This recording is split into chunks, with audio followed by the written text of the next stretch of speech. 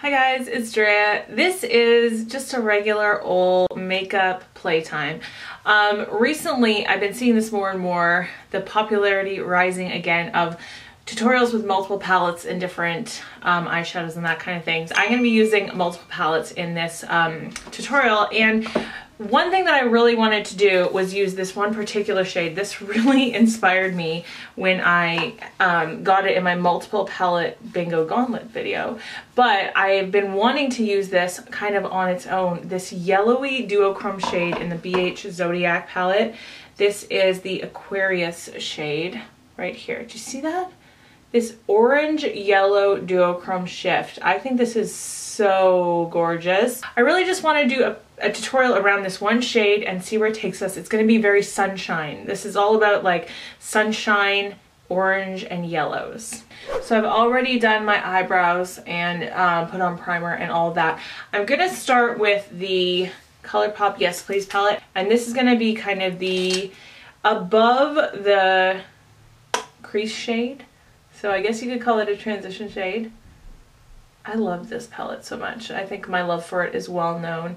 But I really want the yellow to be all over the lid, and I want the orange to be kind of above it, kind of like a sunrise. Do you know what I mean? Okay, so we're using a pretty fluffy brush right here. This is the Morphe M441. Just a nice, really fluffy brush that it doesn't matter if it's a little bit large. And the reason I go above my crease is because I have so much space between here and here that if I go further down, it ends up looking weird. Sometimes I have to force myself to take my eyeshadow up higher, and I kind of forget, and I try to follow other people's kind of rules for their face shape and not my own. So it's important to pay attention to your own face shape, and wherever your placement is going to be, it should be flattering to your eye. So if somebody says put this in your crease, but you know that it should go above your crease because you have a lot of space, do that.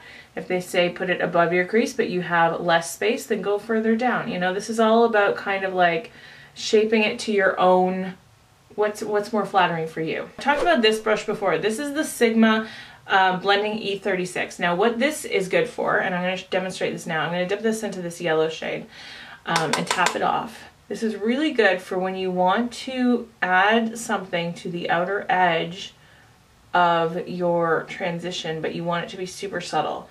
So I want to add that warmth of this yellow, but because I'm putting so much yellow all over the lid, I don't want this to be like, ba-bam, yellow. I just want it to make everything cohesive by the end point. So that's what we're doing. I'm just slowly putting this on above where that transition shade is, and because this brush is so tiny and so wispy, it doesn't allow the product to really I don't know, to grab onto any one place too much. Like, it really feathers it out and it doesn't deposit too much in any one place. So you still get that hint of the yellow, I think, but it's definitely not overwhelming at all or like ba-bam, yellow. I have this single shadow from Nars. It's called Persia. It's super pigmented and intense, and I don't use it nearly as much as I should, so we're going to use it today. I'm going to put this directly in my crease. So where you know where your crease is, if you put your brush right there and when you kind of look straight ahead, there's actually a crease. That's what your crease is. Some people with hooded eyes, it's going to be a little bit different. I don't really have any hooded eye tutorials because I just don't have hooded eyes and I have no experience working with them.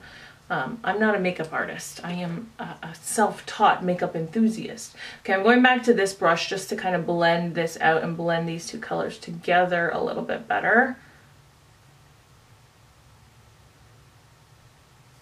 Just in case it wasn't clear, this tutorial is not planned out at all. I am totally flying by the seat of my pants here. Okay, I'm gonna go into this shade. This is Paper Tiger from Colourpop. Yes, it is. Just double checking. I'm just going to go on any kind of shader brush. It doesn't really matter. Flat shader brush. And I'm just going to put it kind of like on the outer part of this. Just because I want that BH Zodiac color to have something to blend into. And I might go over it quite a bit. This might actually not matter this step. We're going to see. But I thought it would be a good idea just to kind of put something there in the outer part of the lid This is the Too Faced glitter glue.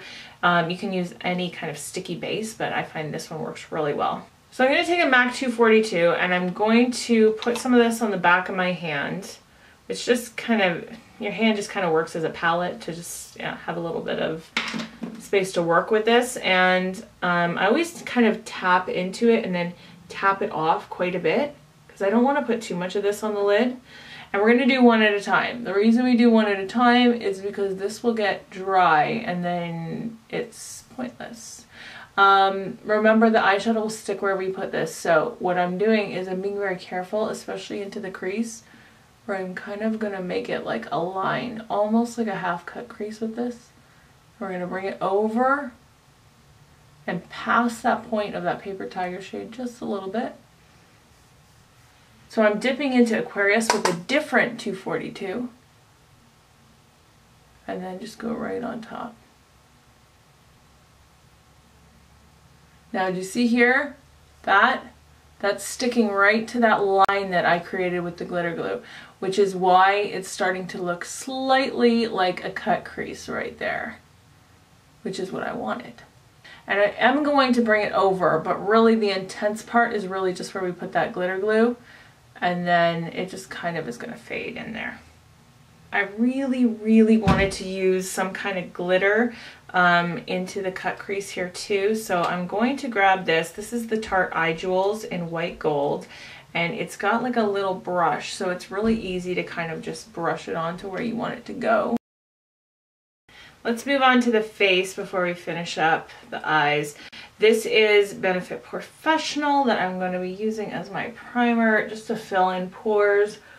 I'm not going anywhere, so I don't need to do anything mattifying. I'm not going anywhere, I know. Let's go to all this trouble, all this beautiful eyeshadow to not go anywhere. But you know what? For me, it's just about the creativity, not necessarily having to like go wear this anywhere. Just take some pictures and have a memory of how pretty it was, you know? If you guys wear this and go anywhere, or even if you just recreate it, please let me know. So I'm going to use a very natural skin-like foundation. I feel like this look is all about sunshine, outside, like natural beauty. So this is the Covergirl Vitalist Healthy Elixir foundation. This is in the shade 610. I'm going to apply this and I'm also going to sheer it out with a beauty sponge. Like, I do want it to be pretty sheer. I want it to be very skin-like. I'm going to use this Nars Soft Matte Complete Concealer. It's been a while since I used this. Very full coverage. I first am going to apply it with a brush, and then I'm just going to feather it out with a beauty blender type sponge. Just because the brush really gets it, really full coverage, and if I want anything to be full coverage, it's usually my under eyes, because of the dark circles. But then this will just kind of like make it look more natural and sheer. I'm just gonna set it with the Coty Airspun powder. So I'm not gonna bake, but what I'm gonna do is I'm going to kind of heavily apply this, like very heavily apply it with a brush. Leave it on. Same thing on this side. This will really brighten under the eyes too.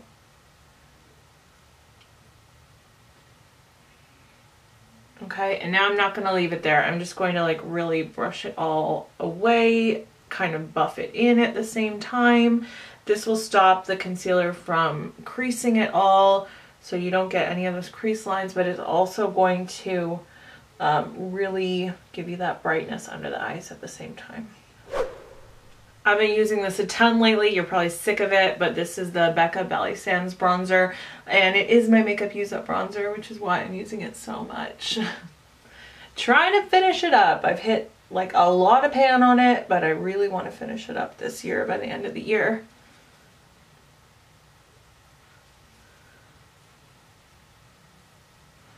I wasn't really sure what I should do for blush, but I think this is going to be a good bet.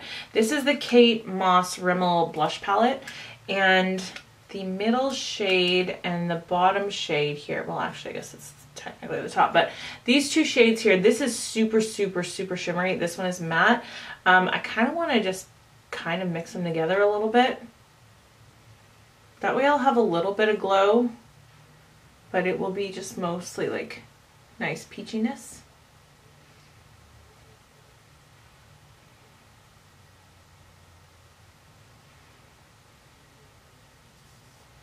And for highlighter, I think for a sunshine look, this is perfect.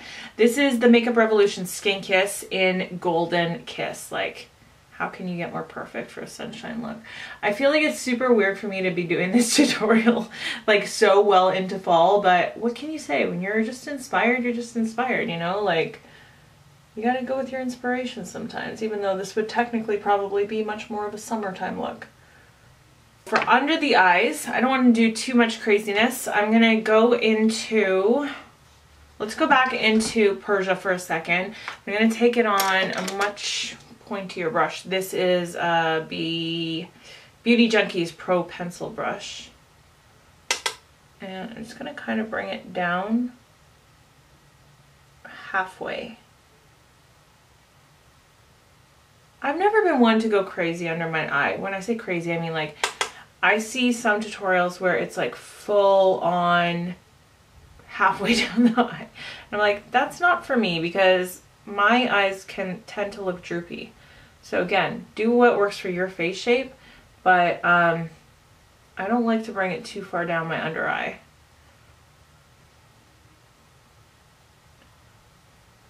Okay, just about there I think is good. And then what I'm going to do is I'm going to grab, not Paper Tiger, I want a little bit more brightness. This here is from Colourpop as well, but this is called something different. This is Tiki. One of my favorite brushes to work with under the eye is this. This is the Morphe M149. It's very soft and it's tiny. So whenever I want to blend out a color under the eye, I will use this. So I'm dipping into Tiki and I'm bringing it a little bit below Persia. Kind of like how we did this up here, we're doing it down here. We're just mimicking very subtly what's going on the upper eye.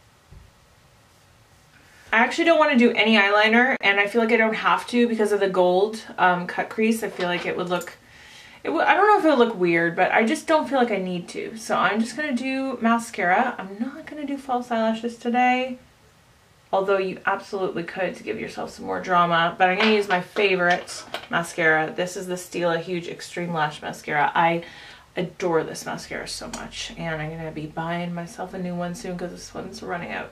But look, like, I know eyelashes, it always is difficult to tell on camera. That's such a huge drawback to recording a video, for especially beauty videos, because you can't see just how good the eyelashes look in real life, which is why beauty gurus resort to false eyelashes a lot of the time, because they definitely come across. But I think you can hopefully tell. Like, I like the contrast of the black and the yellow.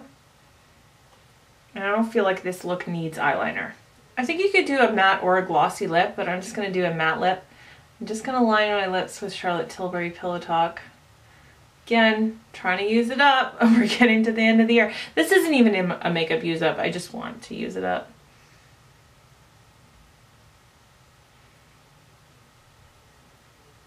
And then this is Anastasia Matte Lipstick in Petal.